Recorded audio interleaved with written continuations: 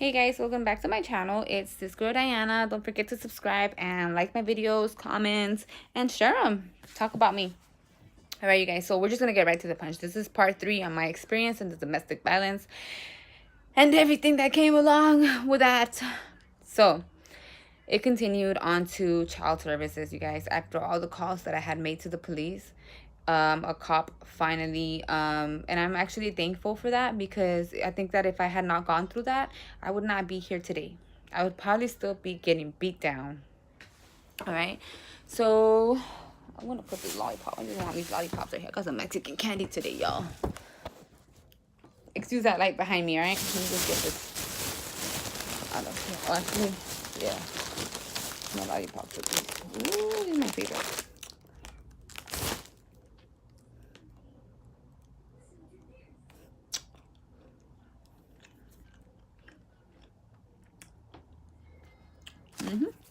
All right, you guys. What was that? So, like I was saying, are we crooked over here?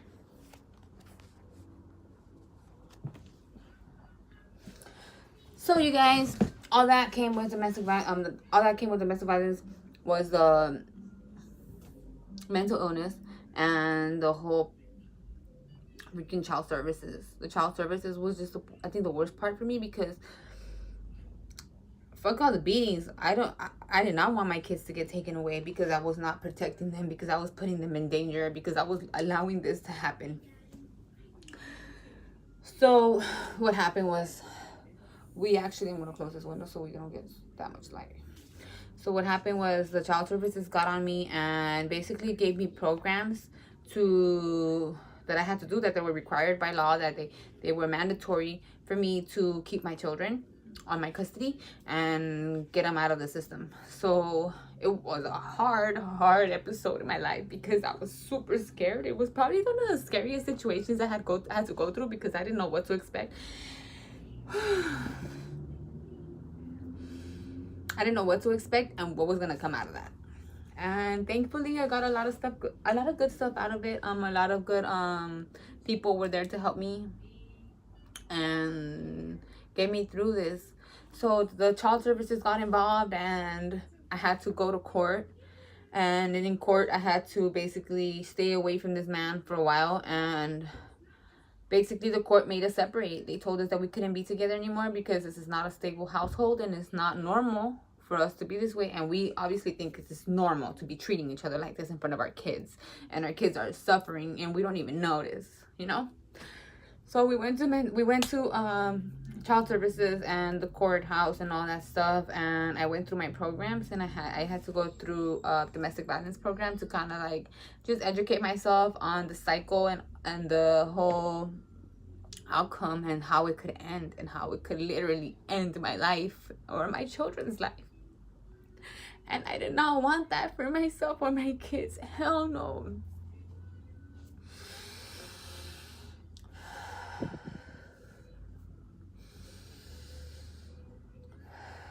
So I went ahead and finished my programs, and I did do everything that I had to do. So I had to take my domestic violence programs, and I had to stay away from him. So I moved back into my parents' house, and yeah, so he stayed away and was trying to do his programs, but I guess he didn't do them right, or he didn't even do them. Let's just say he didn't go through with it, because he had to be going to his he had to be attending some drug testing, and he wasn't going through it, or he already knew how to manipulate the system. Like I said, he was a narcissist, where he knows how to manipulate. So he was manipulating the system into, like, it was a cycle that was going on. So he would drink 3 days, let's say, and then he already knew his drug testing was about to come up, so he wouldn't drink until the drug test. On the day of the drug test, as soon as he got out of the drug test, he would go buy himself a bottle and walk home. And then he's passing all this stuff at court, and I'm just like, oh my god, like, how is he manipulating the system? But he didn't get away with it too long. He did not get away with it too long. So finally in the courthouse, like, I couldn't be lying for him or anything like that. Like, no, these are my kids, and you know what, dude, like, this is how it's gonna go down. I told him, like, if you're not gonna get yourself straightened up, then I don't want to be with you. I don't want to be with you, and I'm gonna look out for myself and my kids, and we're gonna move on without you. And that's probably what happened. That's basically what happened, because he didn't want to stop doing what he was doing. He didn't do his therapy classes. He was manipulating the therapist into believing that I was the crazy one. He was making everybody believe that I was the crazy one. I'm just glad that everybody knows I'm not the crazy one, and who cares what everybody thinks, honestly. Like, I feel so much better about myself, and I love myself, and I've learned to love myself, and yeah, honestly, I feel good. But so the child services, once I finished all my classes and all that, and with all that, I got a social worker that was coming in to check on me. I had a case manager that was coming in to check on me and linking me to resources where I was gonna get help, which was like the counseling for my kids and the therapy for me and my mental illness. And then they asked me if I wanted parenting class. I kind of took a little bit of the parenting while I was doing the therapy, and I didn't need they decided I didn't need parenting, and so I felt good about that. And so it was just all about interacting with my kids and how I interact with them, because I would raise my voice really hard, and that's kind of was like, you guys cannot do that, you can't do that, you can't be yelling at your kids. And it's true, totally right, because I was being yelled at when I was a kid, and I hated it. So I learned that, and I don't yell at my kids. I talk to them more now, and we're more humble, and it's better. So that counseling really helped me out.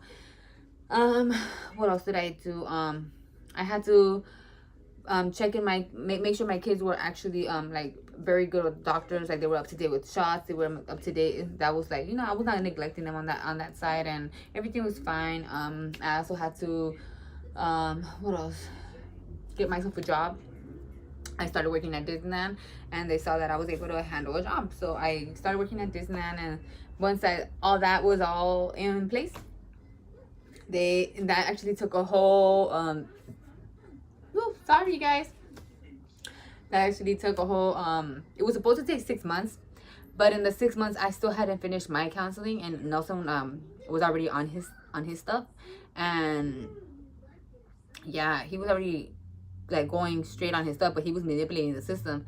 And so finally, like, they just saw like, okay, he hasn't gone to his programs, he hasn't finished this, he hasn't finished that, and he was still coming out dirty with alcohol and stuff like that. And so it wasn't looking good on his end. So the court in the end, once after 6 months, another 6 months passed by, so that made it a whole year. And it was really hard because I had social workers coming to check on me. Those social workers are not playing. Like, they're just checking on you, and they're talking to you for a whole hour, observing. And it's just like, man, like, you're being very careful on what not to say, what not to do, and it just sucks. It was hard. It was hard. That was my baby girl, by the way. And so once we went back to court, I finally proved to the court that I did all my programs, and that my daughters are good and safe. And they also talked to my kids, making sure that I'm not lying. So it's really important, you guys, that you guys don't lie to the courthouse, and you guys do your programs, and you guys just look out for your own selves if you're going to through domestic violence, because it's not easy. It's gonna be very hard just the longer that you're in it. You know what I mean? It's gonna be harder to get out of it, and you might not even make it out alive. And you want to be alive for your kids, and you want your kids to be alive, and you want your kids to go to school and strive. You don't want them to be so like put down and just like in this depression state of mind because of the shit that has been going on in the house. You know what I mean? So you guys, look for help. There is a domestic violence hotline, and I'll put it down down there under the description. That sounded so funny. Down there sounded funny. I'll put it on the description down there. And yeah, so after the whole year that the court actually saw that I had the proof of completed therapy and completed counseling with my kids, and completed the whole like parenting, that they see that I didn't need it, and that they saw that I got a job in Disneyland, and they were happy about that. And I was already settled, so they were just like, okay, you can do it on your own, you don't need this guy, and you cannot go back with this guy. If you do, the court will come back. So I was like, oh shit, okay, I guess. So it was just like a thing. So it was like a big eye opener, and it was just like a way of keeping him away, I guess, and telling him like, dude, the court just doesn't want us together, so we can't. Like, if you do want to be together, then go do your programs. He doesn't do that. And besides, I'm already in a right now I'm really happy in emotional state. I feel like we're gonna be all right. So I want to thank you guys once again. Veronica, that you reached out to me. Baloney, you reached out to me. My cousin Jonathan, you reached out to me, man. And I hope everything gets better on your side, and everything just gets better with everybody that's going through shit. You know what I mean? And I'll be praying for y'all. You guys pray for me, and just keep striving. And peace and love to all of you guys. May God bless you guys. Love you. Don't forget to subscribe.